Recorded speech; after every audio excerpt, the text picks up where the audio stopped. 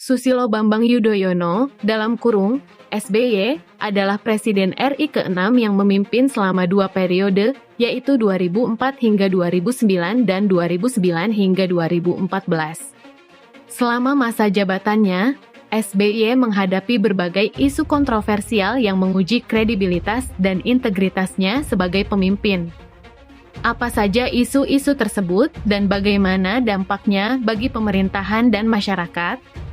Salah satu isu kontroversial yang menimpa SBY adalah kasus penyelamatan Bank Senturi yang terjadi pada November 2008 saat pemerintahan SBY JK1.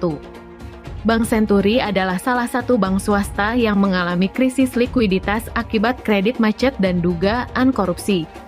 Pemerintah, melalui Komite Stabilitas Sistem Keuangan, dalam kurung KSSK, memutuskan untuk memberikan bantuan dana talangan sebesar 6,7 triliun rupiah kepada Bank Senturi agar tidak kolaps.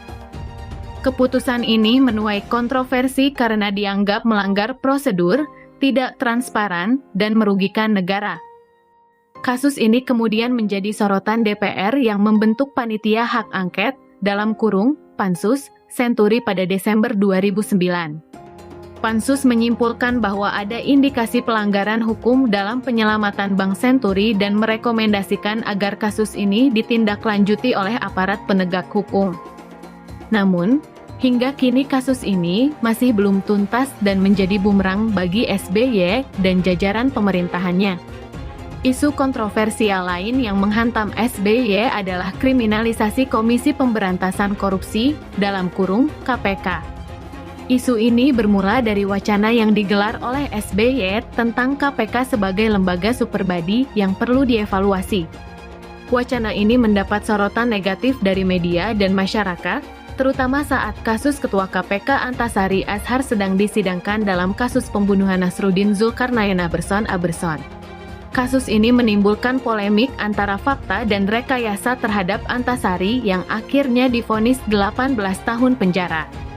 Isu ini semakin memanas dengan adanya penahanan 2 pimpinan KPK, Bibit Samad Rianto dan Chandra M. Hamzah, yang dituduh menerima suap dari Anggoro Wijoyo, tersangka korupsi proyek IKTP. Penahanan ini diduga sebagai upaya kriminalisasi KPK oleh kepolisian yang bersekongkol dengan mafia hukum.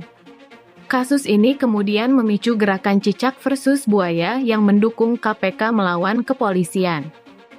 Akhirnya, Presiden SBY membentuk tim independen untuk menyelesaikan kasus ini dan membebaskan Bibit dan Chandra dari status tersangka.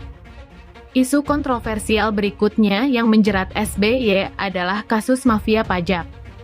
Kasus ini terungkap oleh mantan Kabareskrim Polri, Komjen Susno 2J, yang menyebut adanya mafia pajak yang melibatkan aparat pajak Gayus Tambunan, oknum kepolisian, dan aparat penegak hukum lainnya. Gayus Tambunan adalah pegawai Direktorat Jenderal Pajak yang diduga melakukan penggelapan pajak senilai 28 triliun rupiah. Kasus ini semakin mencoreng nama SBY karena Gayus sempat kabur ke luar negeri dengan menggunakan paspor palsu dan diduga mendapat perlindungan dari oknum pejabat tinggi. Kasus ini juga menyeret nama-nama besar seperti mantan Menteri Keuangan Sri Mulyani Indrawati, mantan Menteri Hukum dan HAM Patrialis Akbar, mantan Jaksa Agung Hendarman Supandji, dan mantan Ketua Mahkamah Agung Harifin Atumpa. Kasus ini menunjukkan betapa bobroknya sistem perpajakan dan penegakan hukum di Indonesia. Isu-isu kontroversial yang menimpa SBY selama menjabat sebagai presiden tentu saja berdampak negatif bagi pemerintahan dan masyarakat. Pemerintahan SBY dinilai gagal dalam menangani kasus-kasus korupsi, penyalahgunaan wewenang, dan pelanggaran hukum yang melibatkan pejabat tinggi negara.